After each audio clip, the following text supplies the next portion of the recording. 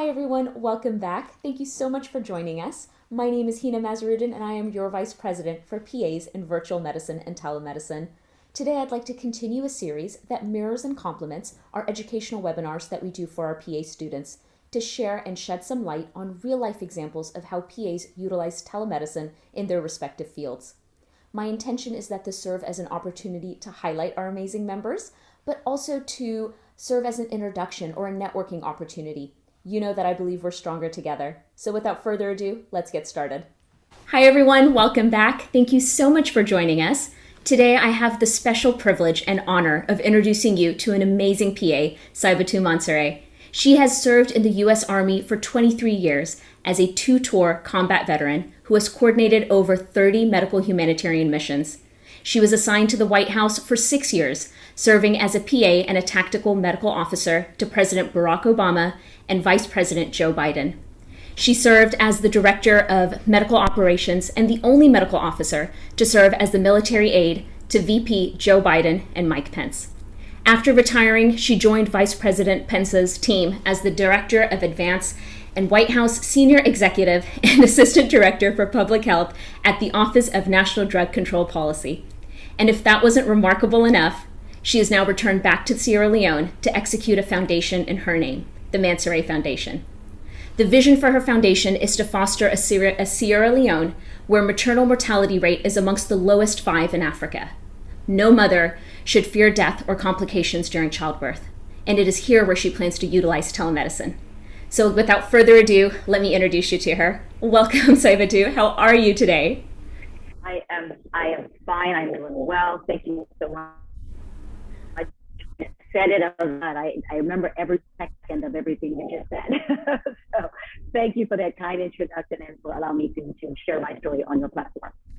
Thank you so much. So you start by stating your name, how long you've been a PA for, and how you plan to utilize telemedicine, please. So my name is Saibatu Mansaray. I've been for 16 years. As you mentioned, I'm a founder and CEO of the Mansaray Foundation, focused on reducing maternal mortality in rural Sierra Leone. And how we plan to use telemedicine, we have demonstrated, and this unprecedented time has shown that, has unveiled our eyes and shined a bright light on how we could do better. And telemedicine is an invaluable asset to increase in access to care, which is one of the things we suffer from so much in maternal issues in Syria, especially in the rural areas where they lack providers. And so we have partnered with Enough Cares, and they are a telemedicine organization, I think right here out of Maryland.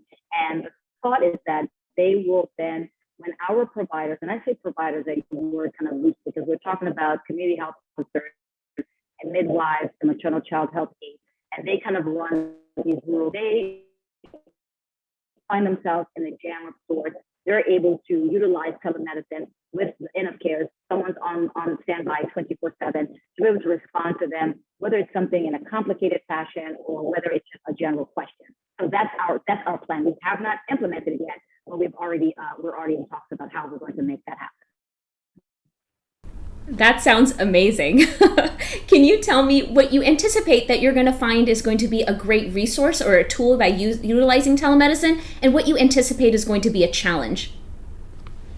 In our situation, what's going to be the benefit is that the confidence that these providers, again, as I say, the ones that I listed, the confidence that we're going to be able to instill in them. They are out in the rural areas, basic equipment, and I say basic, blood pressure cuff, thermometers, the basic of the basics, they lack that, right? And so we've already, resourced the clinics as much as we can thus far. We have so much more to go, but adding this extra layer to them where they have this confidence that they're like in a complicated situation. This is a woman who's never come in for any of her antenatal care.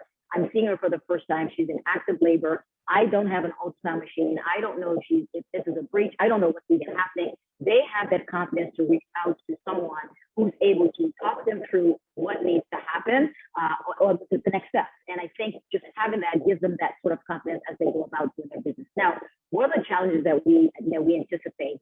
And this is a very big challenge, and we're trying to work through it. And it is just the connectivity. It's the rural area. Sierra Leone as a whole has a connectivity issue. We do not have like, even though there are cell companies, it doesn't kind of work that way. It's sort of like a pay as you go kind of sort of thing. And the more rural you go, the less coverage you need to get. And so that is one of our main concerns. So what I am trying to do now is work with the two major cellular companies there to serve as a sponsorship for our clinics, where they will provide free service to that so that there will not be an issue with them to be able to access telemedicine. That will be their contribution to solving the problems of maternal mortality in the rural areas. That sounds like a great idea and a great way to almost have it where it's a team effort, not even just medically, but utilizing all of these other players to help all work together to solve a problem. So that is absolutely amazing. If you could share with us a message or a clinical pearl of wisdom or just some kind of great message with us, please, with all of the PAs and PA students who may be watching, please, what would that be? Oh, that's a good one. Number one, PAs. We are a valuable asset to global healthcare, America's healthcare. We have the leadership skills, clinical expertise, the critical thinking, and we're always being the best at whatever it is we find ourselves doing, whether it's being clinicians or being advocates, policymakers, or like me, starting a foundation. So we are essential to access and quality of care. And so we should never forget our value. And we should never, ever hesitate to remind others of the value that we bring to the table every single time. So that's my pro for PAs. I think for PA students, networking, seeking out mentors to help you design your unique contributions or path to this field is very important. We need more PAs in the addiction medicine business. Places like Franklin County right here in Ohio, not that I'm in Ohio right now, but the United States and West Virginia, rural America is suffering from substance use disorder issues and fatal overdoses are happening like no other. We need more PAs in that area. We need more PAs in the women's health business, where we're losing 830 women a day, 300,000 women a year. And we talk about sub-Saharan Africa, 3,000 of that 300,000 sub-Saharan Africa. So we need more PAs to branch out into those fields. So many people are dying. We're still talking about breast cancer, cervical cancer, ovarian cancer. Now, none of this is new, but most students graduate unsure on what area of practice that they want to get into. But it's also important to be in a practice that you love, but also be aware of where you all can make a difference for a healthier world. So that's my clinical pearl, or advice at least.